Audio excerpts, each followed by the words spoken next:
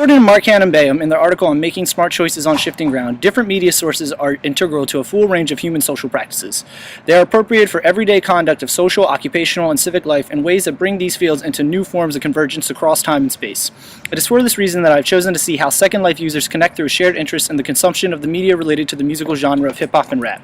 To gather observations, I have located a destination which caters to those interested in popular East Coast hip-hop of the late 80s and 90s. The destination's name is New York State of Mind. I joined the group associated with the club and began chatting with some of its members. Upon entering, I found a board detailing the information about the song being played and those which the DJ had queued up to play afterwards. The DJ was a man guised under the username Allergic to Pokes. I began a conversation with him which soon led to an interview. I asked him about the music tastes that are commonly held amongst group members, which quickly turned into a discussion about the music which he generally played while DJing. He told me he usually played from his own collection, which contained over 120 albums, but generally he liked to spin more commonly known artists such as Biggie, Redman, Wu-Tang, and LL Cool J. We further divulged into a discussion about one of Redman's earlier albums, Muddy Waters, and at my request, Allergic to Pokes played my favorite song off the album, Pick It Up.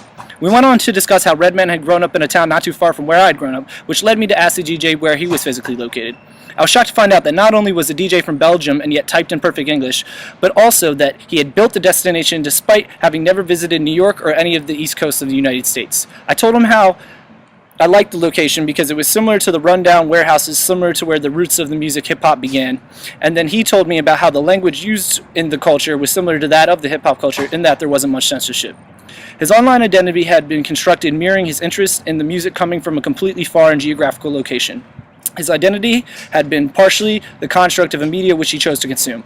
According to Marcan and Bayham, the contemporary self, which used to seem fairly reliably embedded in a human body, must now seen as a constructed within a response to multiple media. Kenneth Jurgen popularized the concept of the saturated self, arguing that modern identities are pieced together like quilts from the overwhelming excesses of media messages in our environment. Our selves are produced through multiple media. Convergence, mediated selves, and shifts and social boundaries are situated within a cultural context in which geographical and temporal boundaries must be reconsidered.